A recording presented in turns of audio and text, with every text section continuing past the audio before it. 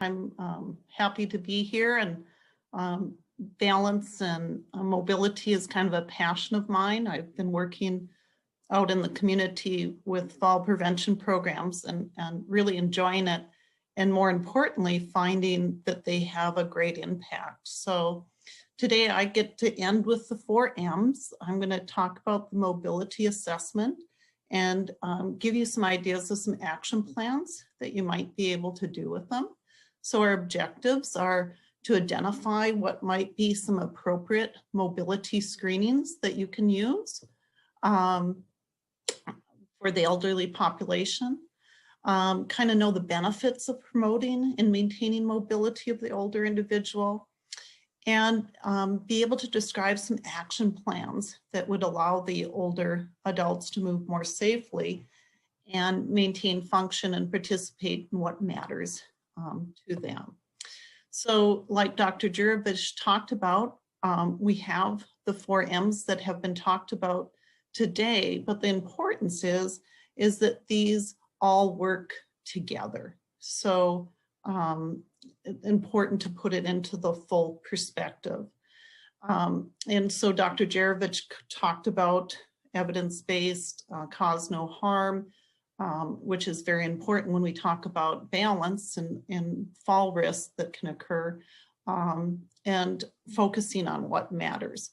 So last night I had to unexpectedly take care of my mom, and I thought, I just added this in the evening, I thought it would be interesting to add as a case example that we can talk about.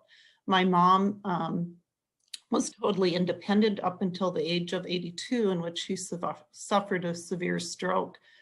And we have maintained her in her own home, but doing so, we have looked at mobility issues, and we've looked at mentation issues, medication issues, but it all kind of comes full circle about what matters. So my mom wanted to stay at her home. So today we're going to talk about different ways, how can we maintain the mobility and what matters.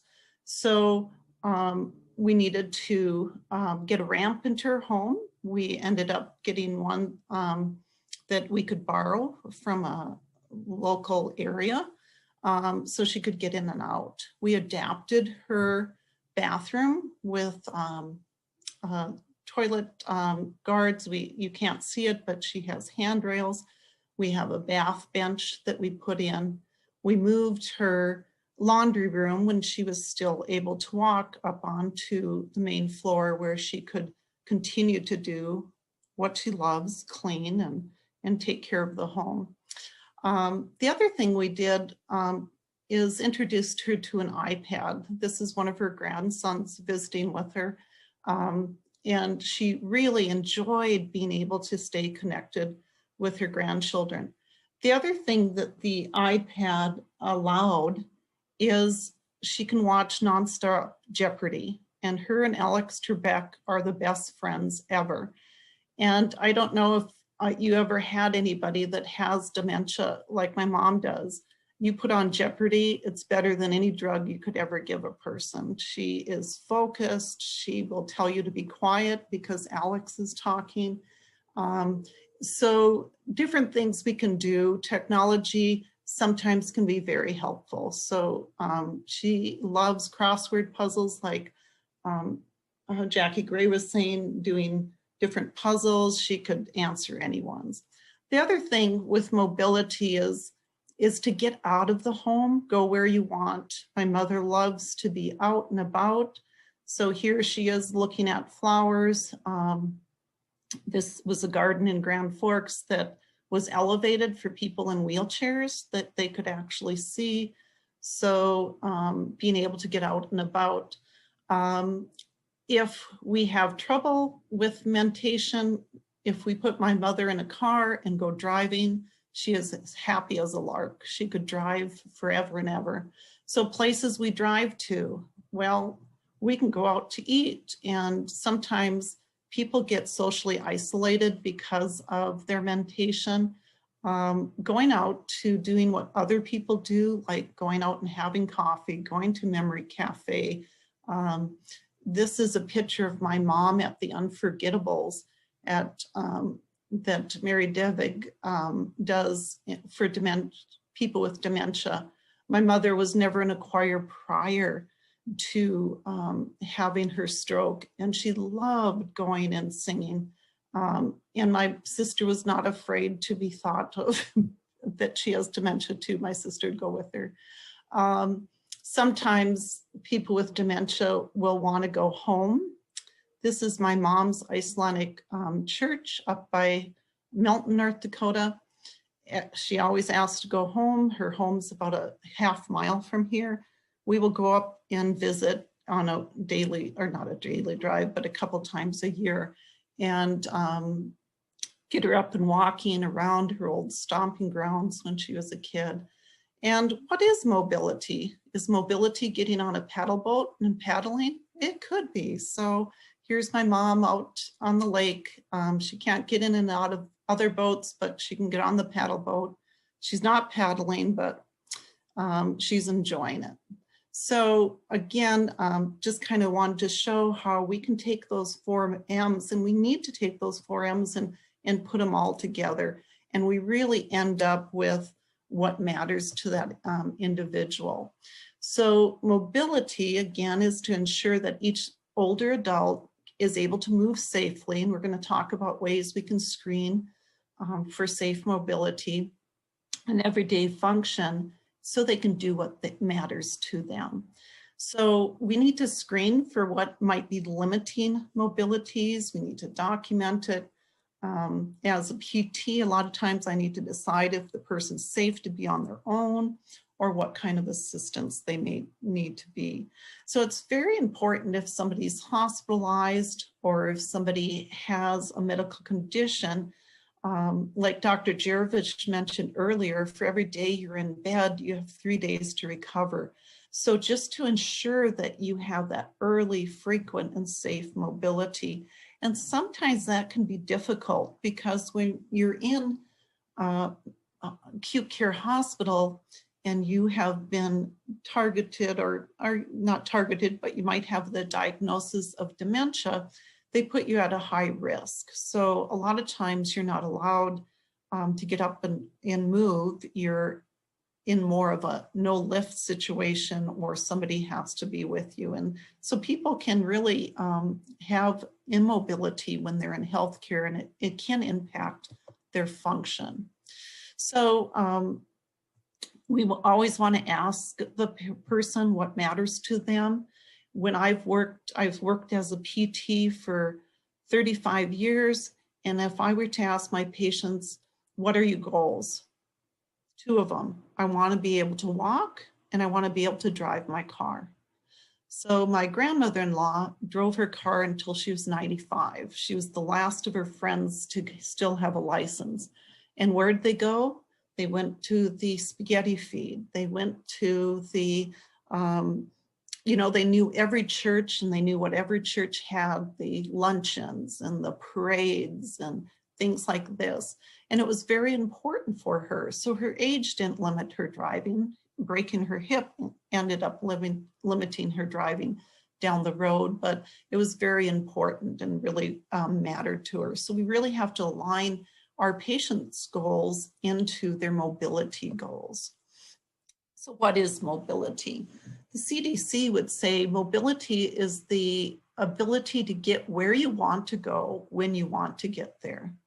If that's walking, or if that's in a wheelchair, or if that's in a scooter, or if that is with your caregiver assisting you to get there. It's important that we align it with what matters. Mobility is really an indicator of how well an older person's successfully aging. So Dr. Jerevich earlier this morning said you could judge by maybe just looking at the person if you think how long they're going to live. Well, mobility also, people that stay more mobile are going to be, I think, also those people that are going to end up living longer. When mobility declines, it seems to lead to a decline in all areas.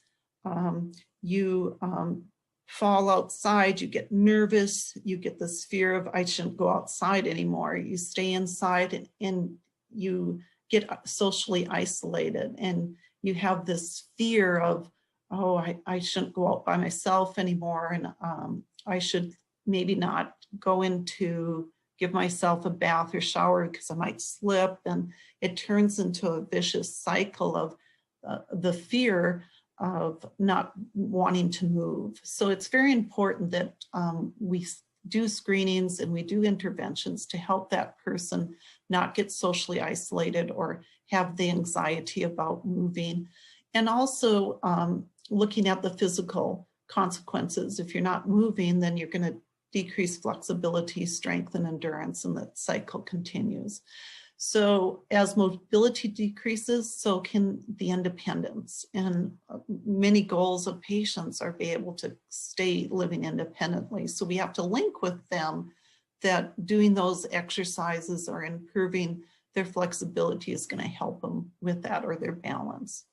So mobility problems have been linked closely to falls, chronic disease, decreased bone density, and ultimately mortality. So that loss of mobility can make a big difference between staying and living in your own home and having to go to a care facility. And I think that's what a lot of people worry about. So there's some risk factors that have been reported with mobility deficits. And one is older age. We can't change that. I've tried, but I keep aging. Little physical activity, that's modifiable. You know, so we've heard about that with Jacqueline Gray's talk about even improving mentation by just doing different word puzzles. Physical activity, just going out and exercising, it's going to be good mental, physical health. And it's hard to sometimes motivate ourselves to go and exercise, but if a person has a purpose of why they're doing it, you could live at home longer if you keep up your strength and endurance. You can be able to go out and play with your grandchildren. You'll be able, if we associate it to what matters to them, it can make a big difference. Another risk factors for mobility deficits is obesity. So physical activity, obesity, again, both modifiable. Strength or balance impairments. And this is where when we do screenings that I'll talk about in a little bit, is if people are having difficulties, then let's refer them and get them started. There is great literature that says that we can reverse these parts of aging. You don't have to necessarily become weak because you age. You can maintain your strength and maintain your balance. If you do have balance impairments that are irreversible, then there are things such as assisted devices that can be used. Another risk factor for mobility deficits is chronic diseases such as diabetes and arthritis. So if we can manage these, we might not be able to reverse them, but manage them, we can improve our maintenance of our mobility. And then there's some less common red flags that we see. Depression. People that are depressed tend not to go out and about, tend not to want to exercise. People with memory deficits. They found risk factor, people being female, recent hospitalizations, drinking alcohol, smoking, and feelings of helplessness. And I think we've heard those for the different M's that we talked about. So a major concern about limited mobility or doing mobility is fall risk. Falls are the leading cause of injury and injury-related death in adults over 65. So they did a study where they looked at falls between 2017 and 2016, and they found that the fall rates increased 31%. So this is 30 million people falling each year. That's a person falling every 20 minutes that has a fall death, not just falling, but falls due to death. So this is a really important aspect that we need to look at. Falls cost, medical cost, are profound with falls that occur. With falls, they can lead to further problems and decrease in health, further decreasing your mobility and social interactions. So primary care practices, we need to systematically identify and address these fall risk among older patients and promote more mobility in their daily lives. So evidence-based interventions such as exercise, reduction of medicines, and improved home safety has shown to decrease the amount of falls. So this is based off of the 4M's model, the age-friendly system. And I'm just pointing it out because we have to have a plan of how we're going to increase mobility and decrease falls. How are we going to do it? Is it evidence-based, and how are we going to act on it? And there's, you'll see there's things already set up that you can use to get a fall prevention program and to improve mobility and balance. So there's a very quick primary care quick screen for mobility. This was, I found, written up by Hardy, and it's 2 questions you ask. And this was really funny. I just had my annual physical the other day, and my physician asked me these 2. So I guess I'm in the role of being elderly because I had never heard these questions before, but I was asked them. So for health or physical reasons, do you have any difficulty climbing up 10 steps or walking a quarter of a mile? So they're doing it, just a quick screen. If you're having trouble going up steps, why? Is it my knee hurts, I have arthritis, I'm fearful of going up the steps? Walking a quarter of a mile, I get short of breath after about 20 steps. So you can identify a lot about why mobility might be limited. The second question is, because of underlying health or physical reasons, have you modified the way you climb 10 steps or walk a quarter of a mile? So you may still be able to walk them, the steps, but I use the rail and it takes me a lot longer and I have to rest halfway up. I walk a quarter of a mile, but I use my wheeled walker. So those are things you want to identify. Very quick screen to do. Action plan is if your client says yes, then it's appropriate to refer to another healthcare professional, and PT/OT, or to social services for further help. So you want to look at more assessment and intervention to address that loss of mobility. So in PT, we might look at their strength. We can assess their balance more than just a screening mechanism. We can look at their mobility, and we could recommend appropriate assisted device. Occupational therapy will address more of their daily living activities. They will also look at strength and mobility in their home and living environments. And these are all factors that can play into increasing risk of falls if they have a environment they're living in that is unsafe or has unsafe things that can be corrected. Social support, if somebody's being isolated, not going out, not going upstairs, is it due to the lack of having a ramp, or is it due to a lack of having a handrail, or they're not going out to their church anymore because the transportation and mobility barriers? And there's a lot of resources that a social worker could help with that. So benefits of encouraging and promoting mobility in older populations, there are studies that show we can decrease the risk of falls, and we can improve their overall cardiovascular condition and weight control and mental health, and get them more socially engaged, work on those deficits that may be impairing their mobility, and improve their overall function so they're able to do more on their own and be more independent, which we're tying back into things that matter to that person. So when I first started going out in communities, I've been doing health fair screenings of posture and balance and gait for many years. And I always were looking online and looking what would be the best things to do for screening of mobility, screening of fall risk.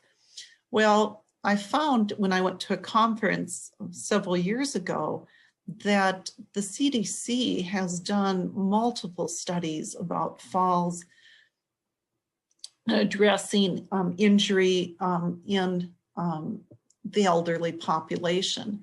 And so I started to go and look at the CDC site. You'd think as a healthcare professional, I would have done that decades ago, but I started looking at it and there is a wealth of knowledge. So there is a program on the CDC site that's the STEADY program, Stopping Elderly Accidents, Death, and Injury. And in 2019, they developed a coordinated care plan to prevent older adult falls.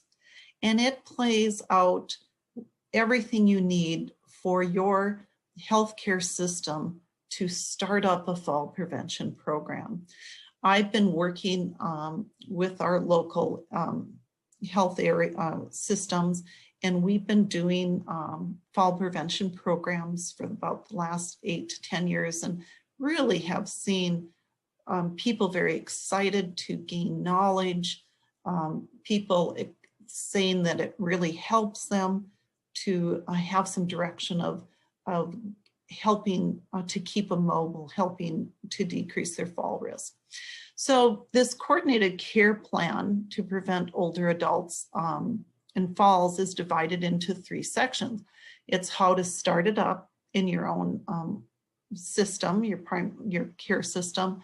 And then it has this clinical fall prevention program components, which we'll talk about more: screening, assessment, and how to intervene. And then important, again, Dr. Jerevich talked earlier, is making sure that we follow up. So any of the fall prevention programs I've done, we always had a follow-up. So we contacted the people. How are things going? Are you still doing your exercises? Have you had any problems with your balance? And they have really enjoyed hearing from us again. So I'm not going to walk you through how to set up a fall prevention program, but the CDC within this document, which is all free and you can download, has a step-by-step process. But I just wanted to highlight that within this has a lot to do with mobility. So we're going to screen and assess and intervene. That's what we're going to talk about today. Community partners and resources, what's happening at your local senior center, the local fitness centers.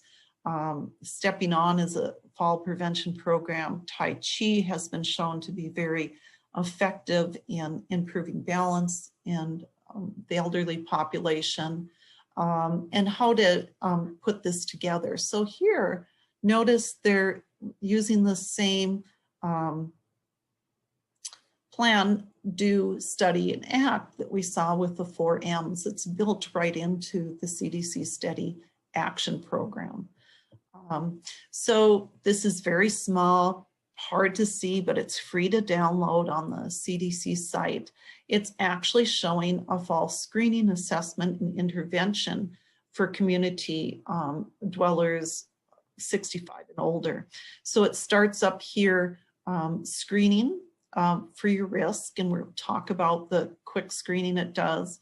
If they're not at risk with that screening, then we do this. If they're at risk, then we're going to go here and we're going to further assess balance, which we're going to talk about today. And then how do we reduce that identified risk? And it kind of goes through this. And if you go through the whole STEADY program, they have free brochures. This is your toolkit. They have step 1, step 2. They have screening and assessments all put into sheets that you can take to your clinic to the health screening that you're doing out in the community. They talk about medication. They give educational material to the provider and to the elderly person, how to prevent risk, how to do a home assessment, and all these different resources are provided for you. So for screening for fall risk, what CDC recommends is 3 key questions. If there's a yes response, that indicates that the person might be at a risk of falling, but that they should have further assessment done. So what's causing their falls? Postural hypertension, we should be looking at their medication, look at the comorbidities, what seems to be the problem. So the 3 questions are, have you fallen in the past year? If so, how often? The more times you fall, it's indication of a greater risk of the next fall. Do you feel unsteady when you're standing or walking? Are you worried about falling? So 3 simple questions. If they answer yes to any of those, it would be, let's do further assessment. If they answer no, they're probably not at risk, so you could still educate in fall prevention. You can refer them to community exercise programs to be proactive of not getting an increased risk as they age. Like I said, Senior Center has balance programs here in town. They have bone builder programs. They have fall prevention programs throughout the community that you're able to access. The CDC also has the Stay Independent questionnaire or checklist. And if person answers 4 or more yes responses, they are thought to be at a greater risk of falling. So this is showing the checklist. And if you notice, it covers, it asks about medication. It asks about if they're feeling sad or depressed. So we have our M for medications, we have our M for mentation, and then talks about their mobility with this. So have you fallen in the past year? If they've fallen, they actually will score a 2. Have I been advised to use a cane? Those are the 2 that they score more than a 1 on. They get a 2 for those. So those are greater indicators that they are at a greater risk of falling. Sometimes I feel unsteady when I'm walking. I steady myself by holding onto furniture when I walk around the home. I'm worried about falling. I need to push with my hands to stand up from a chair. I have some trouble stepping onto a curb. So that's kind of looking at if they're having weakness in their legs or balance issues. I have trouble sleeping, or excuse me, that's not quite yet. I often have to rush to the toilet. We found a lot of falls occur in the bathroom. One, because it's wet on the floor. Another reason is people are rushing to go to the bathroom. I have lost feeling in my feet, so maybe a possibility of neuropathy that needs to be checked. I'm taking medicines that sometimes make me feel lightheaded or tired. I take medicine to help me sleep, and I feel sad or depressed. So if a person scores 4 or greater, they'd be more at a risk of fall. And again, time to do a further assessment. So the next part of the study program is to assess fall risk and mobility. So I hooked you up. When you go to the PowerPoint, you can go directly to the study site. And then there's an environmental assessment brochure that you can print off for your clients. So fall history, we asked questions earlier on the falls, but you want to learn more about the circumstances of the fall. So did the dog wrap the leash around their legs and they fell? That might be something that we can work on. The dog is more the problem than the physical body is causing the fall.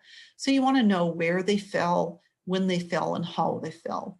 If somebody says, you know, I stood up and I just don't remember what happened, we might be worried about orthostatic hypotension. If they say, I don't know, I just fall, you know, we might need a referral back to the medical doctor to find out why these episodes are happening.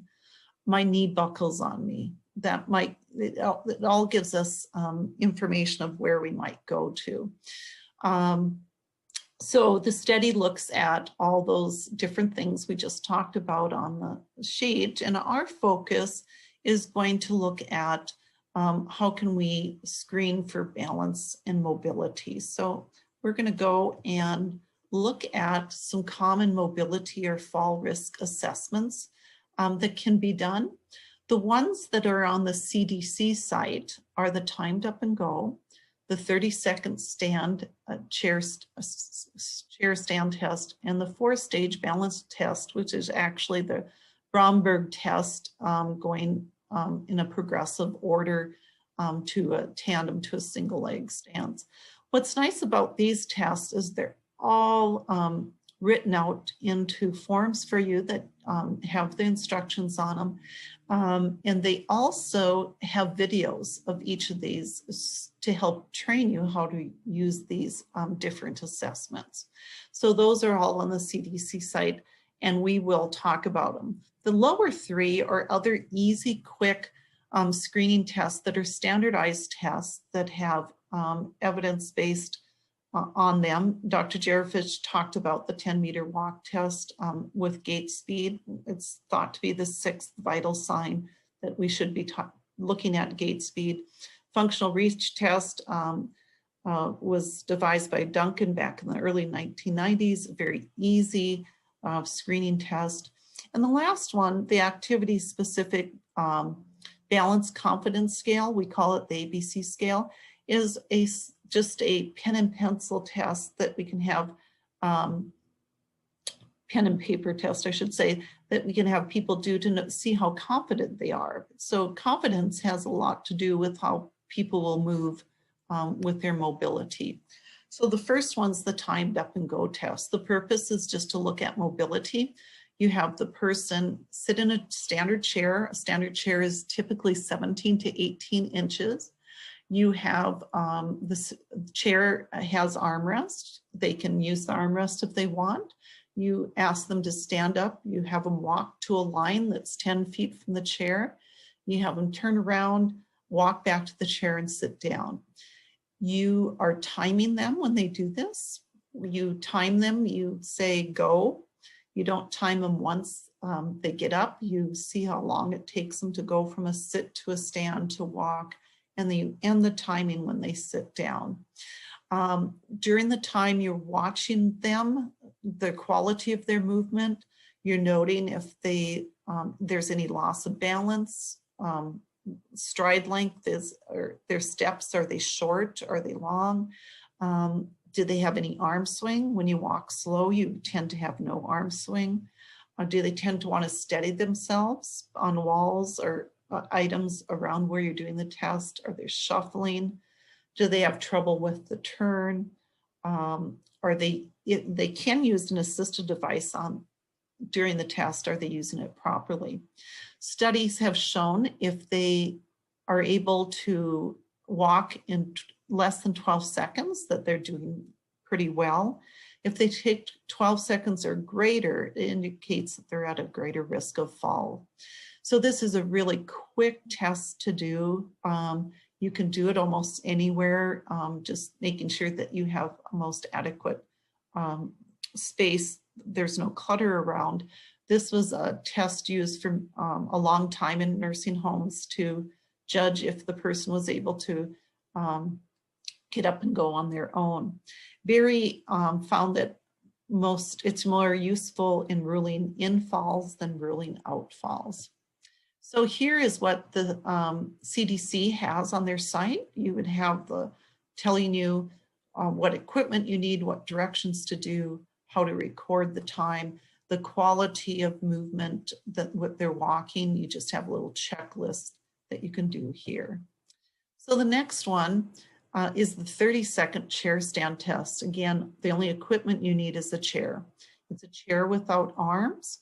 You're going to have them sit in the middle of the chair with their feet flat on the floor.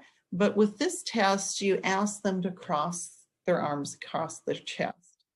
You see if they're able to stand up. If they can't stand up with their arms crossed across their chest, they actually score a 0.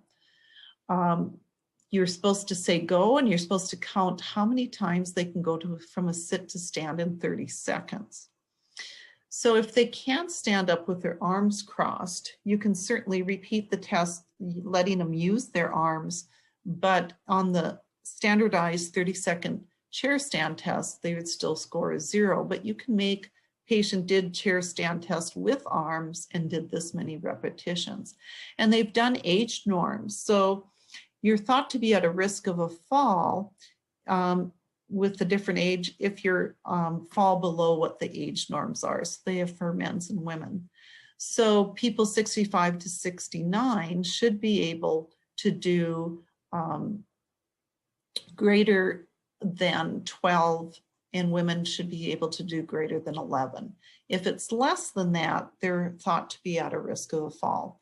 As we go up in decades, you'll notice that we don't expect them to do as much, but what's nice about this test is it looks at functional leg strength and endurance, and you're also having to balance while going from sit to stand. And sit to stand is a functional activity we all do every day. So it's something that it's good to look at. So again, on the CDC website, they have the tests, they have the norms, they show you how to do it. And again, there's a video to do it also.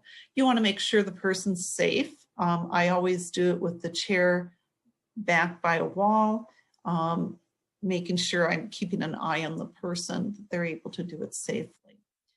There is another test that's out there that you see a lot in literature. It's very similar. Instead of the 30-second sit to stand, it's called the 5-time sit to stand. So instead of counting how many times they stand up in 30 seconds, this one, you're just having them stand up just only 5 times, which might be easier for some people, and you're timing how long it takes them. So it's still looking at lower extremity strength, it's looking at balance, and it can help assess fall risk. So same type of chair, you have them stand up as quickly as you can 5 times without stopping. Again, it requires you to keep your arms crossed on your chest. If they can't stand up without their arms, they score a 0. But again, you could time it, modify it, and just indicate the modification. So there's age norms for that. The lower the time, the better the score. Typically, greater than 12 seconds again would be a fall risk and need for further assessment.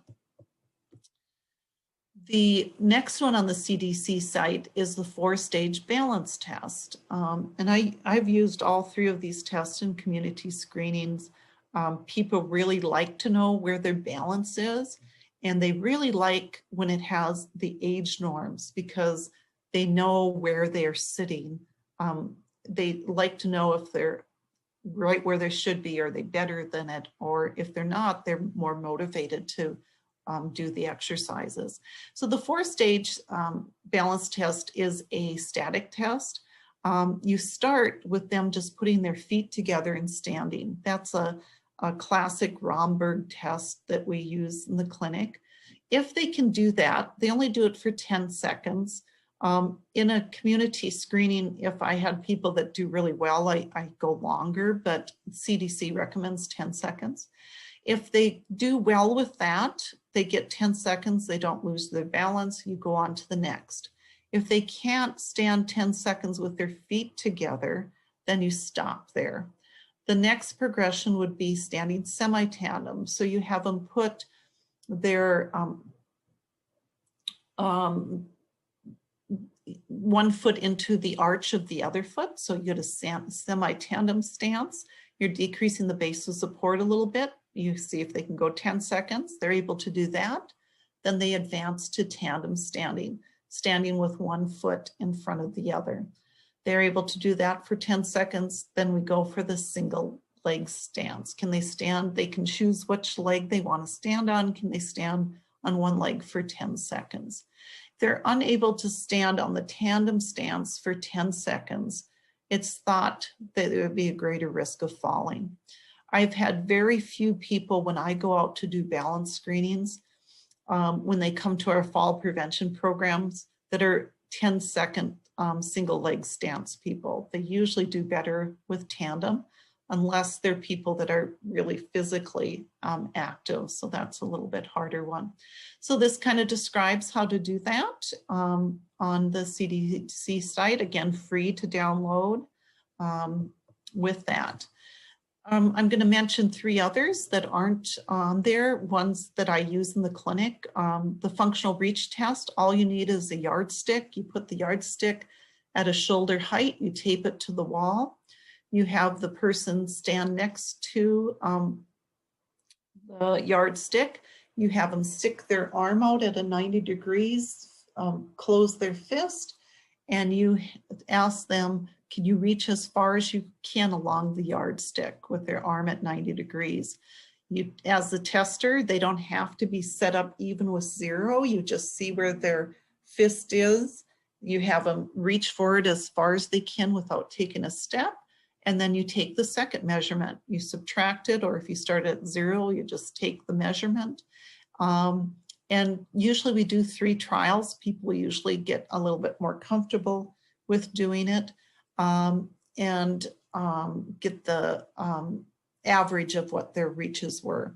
If a person's unable to stand, they have age norms for modified functional reach, which is done in a seated position. So this is looking at the functional reach test, measure where the red arrow is. There's a line so they don't go beyond it down below there. And then you're going to measure the difference between the first reach and second reach. So a very easy test to perform.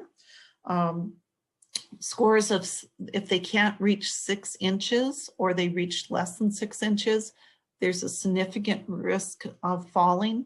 If they score between 6 to 12 inches, it indicates a moderate risk of falling. So we want to see people reach at least beyond 10 inches. And again, there's age norms. So the older you get, the less you need to reach for your age norm, but it's still over 10 inches. Very quick and easy screen to do. Dr. Jerevich talked about earlier the 10-meter walk test that he does down in Fargo at his clinic. Like I said, it's considered the 6th vital sign. Walking speed really predicts a lot of things. So you set up 10 meters. You have 2 meters at the beginning and 2 meters at the end where they have time to accelerate and decelerate. And you time between the 2 lines then. So you start timing when their toe of the lead foot crosses the 2-meter line, and you turn off the stopwatch when they cross at the 8-meter line. So you'd set up 10 meters total, 2 meters to get up to walking speed, 2 meters to slow down, and this would be your true walking speed. So some clinics don't have that 33 feet that you need for that. There is literature that talks about a 3-meter walk test, which you require only 10 feet of space, similar to the tug. You can have people walk at their comfortable preferred walking speed, or you can have them walk at a fast speed. I usually do both. Collect 3 trials, average the speed, and then it would be, if you use the 10-meter, it would be 6 meters divided by the time it took them to do those, walk those 6 meters. And so then you get this meters per second. Normal under 65 probably walks usually 1.37 meters per second. It varies between men and women. It varies between how tall you are.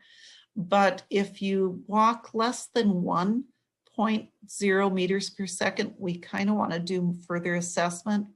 The site I found said less than 0.7 meters per second indicates risk of adverse effects, falls, or hospitalization. People walking less than 0.7 usually aren't walking very far in the community. So I would agree with Dr. Jerevich when he uses 1.0 meters per second. That's usually the standard I use also. So here again are norms. These are all standardized tests, norms of where people typically are walking. Men will walk a little bit faster than women just because of the height differences. Last one is the activity-specific balance confidence scale. This is a really nice scale. It's 16 questions. You rank 0 to 100%. How confident are you performing these functional activities that you would do in your home or in the community? 0 is no confidence, 100% is complete confidence. So confidence, excuse me. So then you would add up the score divided by 16. If it's something they don't do, you would just do 15 items and you could divide it by the number one less. So if you did 15 items, it would be 1,500 could be your total score. At least 12 items have to be answered in order for it to be effective. So you can see here, it asks them if you don't currently do the activity, how confident would be if you thought you would do it. So even if they don't have, I think there's an escalator around. If there was an escalator, what would you do? I usually do it interview style because I think older people sometimes get a little confused about it. So I usually go through and ask the questions, or if I was doing a balance group, I would go through with them all together. So if they have questions, they could ask. So quick and easy, you see this in literature used all the time, but there is a strong correlation with how confident a person feels and their mobility. So if an older adult scores less than 67% on the ABC, they're at a risk of falling. And it's been found to accurately classify people who fall 84% of the time. And so normal is 80 and above, your high level of functioning. 50 to 80% is moderate level of functioning, and less than 50 low physical level of functioning. So I found a study by Lusardi. He did a systematic review, meta-analysis of community dwellers 65 and older, and he found no single test predicts falls. But when you use history questions about falls, self-reported measures such as the ABC scale, use the TUG, the timed up and go, and use the 5-time sit to stand test or the 30-second sit to stand test. And they used another one, which is the Berg balance scale, which takes longer to do. So it's not a quick screen, but that's something if you referred to physical therapy, a person that could have screened. There was the most evidence supporting to determine if there's future falls. So the ones the CDC has identified are right on. So again, they've done all the work, they've researched it, and they came up with what would be the best screening tools for us to use. And I just wanted to end with mentioning screening and assessing mobility in inpatient or long-term care facility. There you have, the PTs, the OTs there that can do screening. A lot of times we may still do the timed up and go. There's also the Johns Hopkins highest level of mobility scale that looks at more than just gait, and I'll show you that in a second. A lot of literature talks about the POMA, the Performance-Oriented Mobility Scale. That's a gait and balance scale. The only disadvantage to that one is it's out of 28 points, so a lot of people get a ceiling effect on it. And then there's a lot of ADL scales that occupational therapists can do. So referring to PT and occupational therapy to do assessments. So this is the John Hopkins scale, very simple, 1 to 8. They're only lying in bed, they're not getting out. They're able to turn themselves in bed and do bed activities. They can sit on the edge of the bed, they transfer, they start to stand, they can take 10 steps, they can walk up to 250 feet. Very quick and easy, but you can use this with your goal setting. Goal setting is to get patient to move in bed tomorrow. Goal setting is to get the person up into a chair by Friday. So it could be a way that you can use it into getting goals to set for your action plan.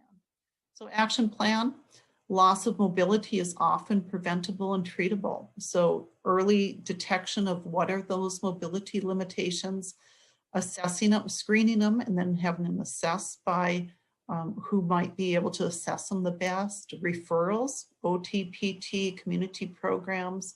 There's strong evidence that supports exercise and balance exercises improve mobility. OT, PT can give information about environmental adaptations, assisted devices, and then do the follow-up to make sure that the person's doing well. So this is just outlining action plans for community dwelling and ambulatory care settings, multi-factual fall prevention programs such as the STEADY program or the Stepping On program. In the STEADY, there's a My Mobility plan that's designed for community dwelling people. Education is important. Management of the impairments that are causing the balance and mobility problems, setting them up with the proper mobility aids, and setting daily mobility goals for those people that supports what matters to them. So this is the My Mobility plan. Here's some action plans for the hospital long-term care. My big thing with hospital long-term care nowadays is that they have a no lift policy, so people are forced to stay in bed. I've seen this with my own mother and how it takes a long time to get back. So promoting early mobility in acute care and maintaining mobility in long-term care settings. So we're getting close to the end of the session. So this is just information about assisted devices and mobility aids. I'll let you guys read through. Lots of people using different assisted devices in wheelchairs, different types of wheelchairs. There's driving cars now that drive themselves. They're coming out with intellectual power chairs that will, people with limited function, they won't let them run into anything. So nice new things out. So immobility causes many different complications, but there's benefits of keeping people mobile. We've kind of talked about those. And this is just an example of using age-friendly health system in a long-term care. Just showing a person that's having aggressive problems, fear of transferring. It's easy to give them medication to calm their aggression, easier to use a Hoyer lift to make transfer safer, but we could use the interdisciplinary team approach using age-friendly all fours. And this is just showing instead of using the Hoyer lift and medication, maybe we allow extra time for processing because they have dementia, use communication, one-step commands, person-centered, find out what they like to do. Maybe their exercise program they're resisting doing is because it's not fun. So make things fun, adapt it to what they like. And so my summary is, bed rest is bad, out of bed and moving is good.